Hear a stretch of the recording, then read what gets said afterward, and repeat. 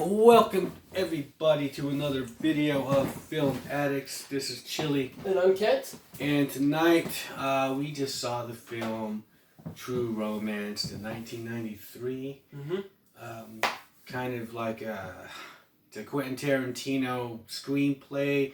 And it was directed by, who was that? Tony. I got you.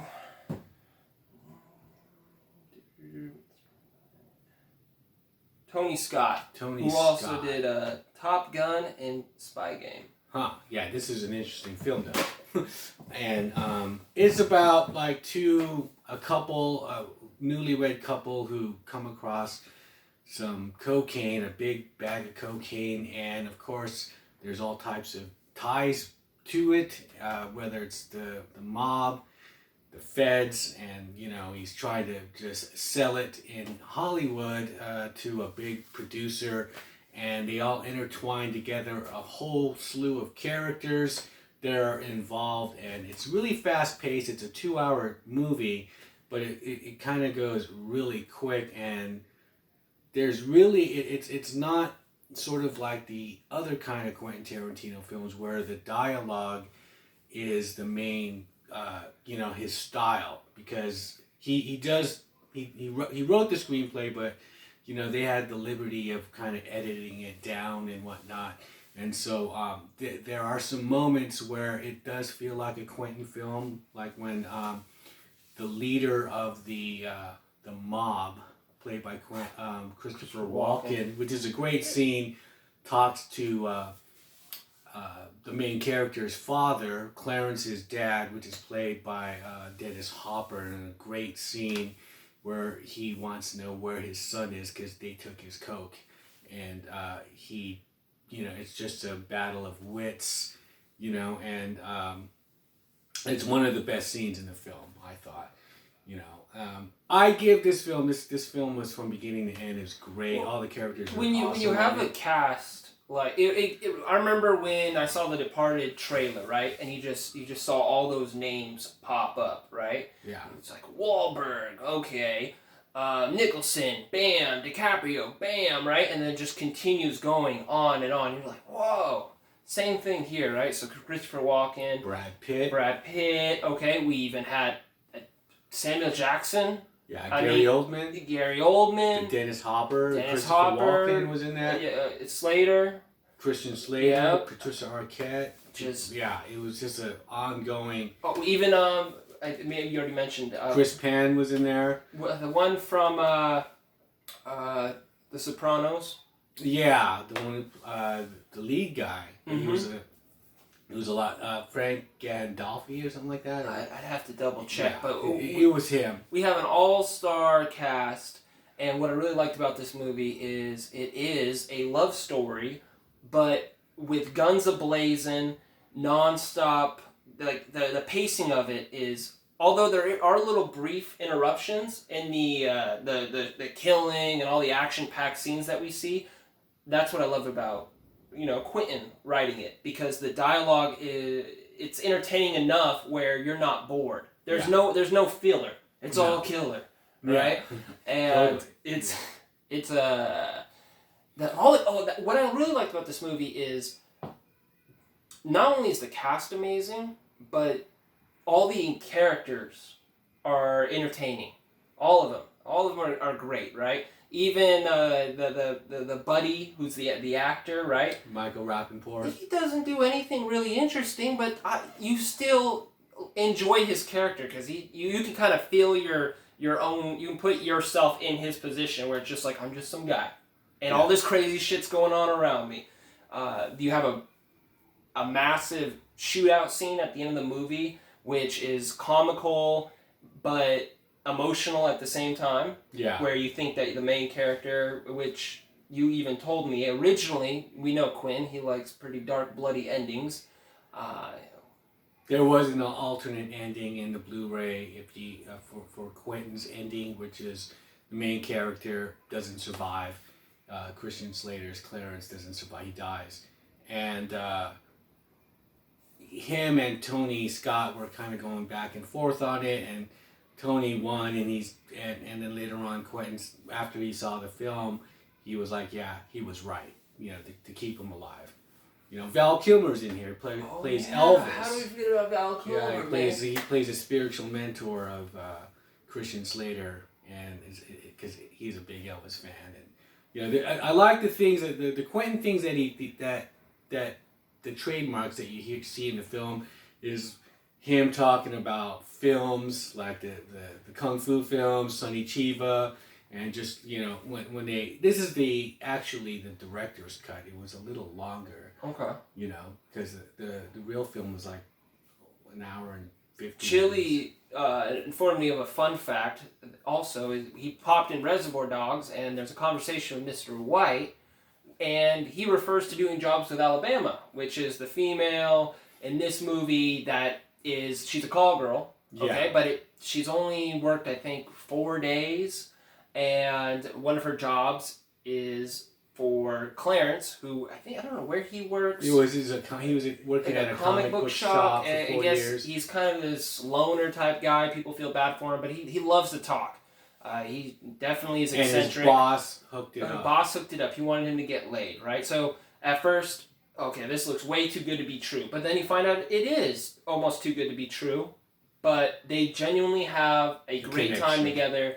And there's this great scene where she's breaking down. She thinks he's going to flip out because she actually ends up loving him. But he doesn't care. He's like, okay, so what? You were a call girl. I actually had a great time too. And I thought that was nice, right? Yeah. It wasn't like this awkward. To me, although a lot of people would, like, you would think the natural way would to be react like, what the fuck, right? But I know a lot of people where it's just, they kind of say, well, I get it.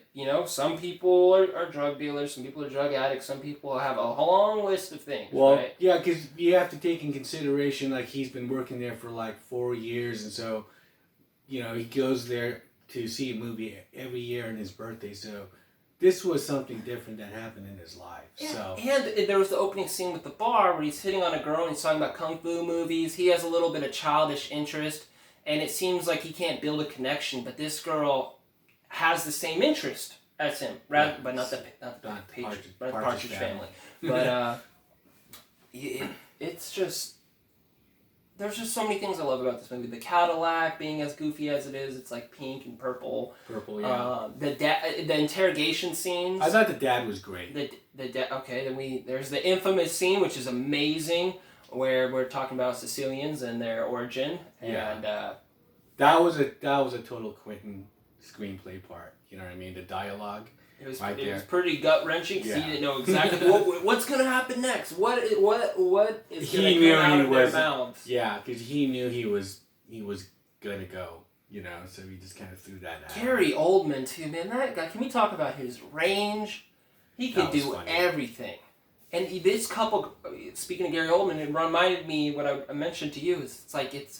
It's like Sid and Nancy, if Bonnie and Clyde. I could have brought that up in the film. Mm-hmm. It's like, but what you were talking about, because on the scene of Reservoir Dogs, where Mr. White is talking about Alabama, and at the time, he's talking about her when she was just a little thief, so she kind of, this is in a timeline would come after all that, and so now she's hooked up with Clarence and everything, and at that same time, he's also talking about Scagnetti, who's in, what do you call it, Natural Born Killers, and then Vincent's cousin is Mr. Blonde, and so this whole, QT universe is like all set up. You just got to kind of connect the dots in it. It's really cool, and so it has action. It has comedy in the form of Elliot. He's the actor who's the middleman between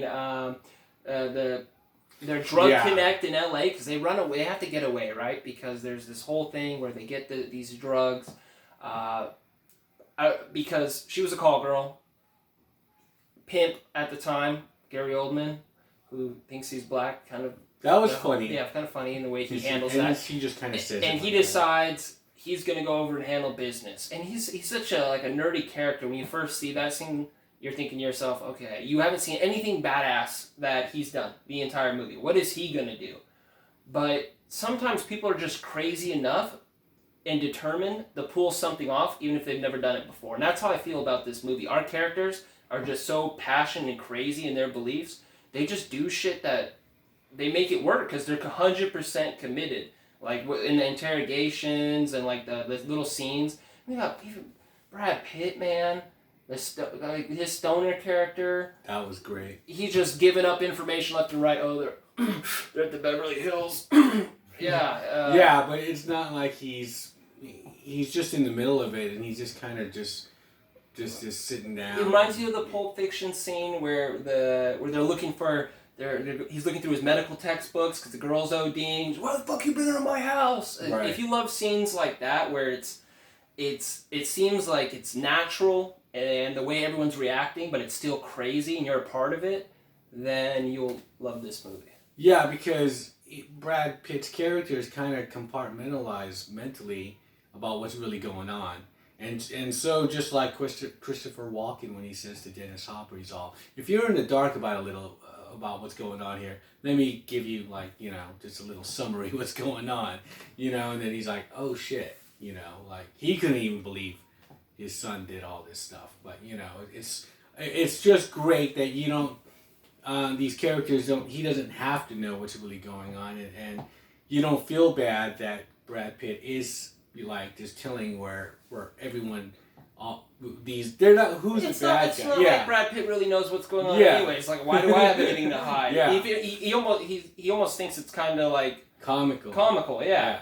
All the guys walk in with guns and he's just like yeah. Okay. Like, what the fuck? Yeah. And so he's a good character, even for a little role like that. All the little roles in the movie like shine. The shootout though that I was talking about. I like movies where they have an amazing first 30 minutes and an amazing last 30 minutes. Some movies start off really strong and then you start to okay, what are you just starting me off with this high and then we're gonna go downhill from here? This movie just strong ending, strong start and strong middle because they have different antagonists. That's what I like. Don't have just one bad guy, right? We have the in the form of the guy who plays in Sopranos. I'm sorry. Well, I don't know. yeah, he's an antagonist. You have Christopher Walken as an antagonist. You have the police force, and they introduce some characters that are antagonists. And I love it's the deck is stacked like The Departed. I like a stacked deck. Yeah, and there's like I felt there was no holes in it. I think everything was kind of cohesive. Yeah, cohesive, and there was no loose ends. And Alabama was not a wasteful character because sometimes it seems like the protagonist, we'll say Clarence, is the character that's driving the story forward. She handles her own like a boss. Yeah, they're the same. Very, I think Bonnie and Clyde. The way they're written, and I truly believe there was an excellent compatibility. Yeah, because he went through shit and she went through shit, right? They're just like two crazy weirdos that are unhinged that made it work. Right, and then at the end, it all they kind of ride off on the sunset kind of thing, and it's good. After seeing all of this, it was just like it's. I would watch it again. I've watched it again so many times. It's a movie that it could be playing in the background, and it's good. It's just like you just kind of you can recite all the lines, and it's one of those type of movies. It's really good. It's not a movie where there's a scene you're in where you don't like the scene and you're just okay. We gotta wait until it's gonna get good. It's gonna get good. Just give it 20 minutes. It doesn't even take that long to get really good. You can just walk in like, oh shit. There's just so many payoffs throughout the entire thing. Even if it's not being gruesome and bloody, it's being funny. Yeah. If it's not being like funny or awkward, it's being thrilling and suspenseful. That's what makes a movie good. You feel a range of emotions and. There's suspense. There's comic relief in there. There's action, and I always felt like the end of the film with the shootout reminded me more of like The Good, the Bad, and the Ugly, where like all these three armies are fighting, and the main characters are just in the middle of it, and they're just like, we got to get the fuck out of here. Let them deal with all this shit, and we're out. You know what I mean? The main characters. I just love it too. Like we have our mobsters come in, and there's then there's the feds or the police feds. They're already there, and then the bodyguards. The bodyguards are willing to risk it all. You find out Elliot's been wearing a wire. Everything unravels, and everyone's just like it's like a Scooby-Doo. Like everyone's pointing at each other. Yeah, solid. What do you give it? So out of 5. Out of all the movies that we've done so far, we've done the Planet of the Apes movies, right? We've done the Indiana Jones movies. We've done some classics. We did Blowout. We did Coming of Age, Fast Times at Richmond High, and so on. That was a high movie. Rating. So on and so on. I give this 4.5. I'm giving this 4.7 mainly because it's everything I love about 90s movies. It's like it would have to be in like my top for 90s, probably my top 5 90s. Yeah, movies. I would say it's up there. It's in my top 10, and we should get a list on that. Like, and I think what I really liked about it too is like this was like the last time period I think where movies, because there was always over the top 80s movies, and this was a wild ride, and Quentin still does stuff like this, but like he's one of the very few people who still does modern day movies like this. But there was a lot of directors trying to do Quentin stuff in the 90s, and there was a lot of wild movies. And there's just a lot of copies. I guess this was the time period before everything started to dwindle into a different way. There are things I like when it went different. There are things I dislike. But in terms of that 90s edginess, some people love it, some people hate it. Well, yeah, because it was the return of the filmmaker, where you have Quentin Tarantino, and then you had like Paul Anderson, Michael Anderson, who did like Boogie Nights, and there's a lot of filmmakers were coming back in the 90s, and this was it's a 90s film, but it had like some backing with a major studio, and a director, Tony Scott, but still it had that edginess of what you're talking about. And later on it was a lot of independent films coming out, and those are the ones that were dominating at the time. And this one was a major studio release, but still it still had that edginess, like you said, of an indie film. So 4.5. 4.7. Okay, so yeah, I think we should even just go and do the a QT kind of thing. Natural Born Killers. I think we should just go through the timeline because actually, I mean, then you would have to go from like Hateful Eight and everything, because everything, all these characters, from the Hateful Eight to the Kill Bill, to all of them, there's a connection to all of them, which is mind blowing. So in the universe of Quentin Tarantino, but that's another story. So all right, for another day. With that, leave a comment, and with that, we'll shut up, and we'll see you guys on the next one. Don't forget to subscribe. Bye. Later.